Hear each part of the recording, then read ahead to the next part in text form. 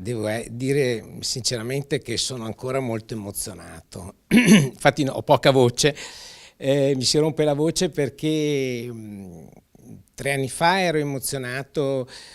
così per l'incarico che mi era stato dato. Oggi sono forse ancora più emozionato per questo voto praticamente unanime che c'è stato in aula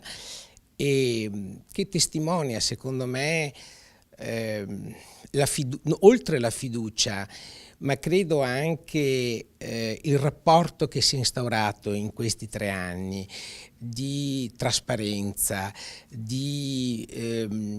come posso dire, di empatia anche con tutti i consiglieri, ai quali io credo di aver saputo dare tutte le risposte che loro mi chiedevano. Certo, io sono preoccupato perché non come prima, come 3 anni fa, perché il compito che mi spetta è quello di chiudere la legislatura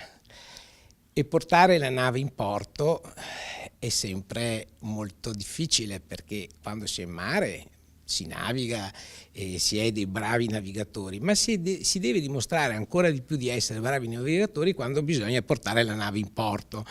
E siccome questa è la mia prima legislatura che chiudo, perché in realtà quella che ho aperto io l'avevo già aperta nel 2015 come facente funzioni e quindi si è aiutati anche dal regolamento nella via delle procedure, la chiusura della legislatura è sempre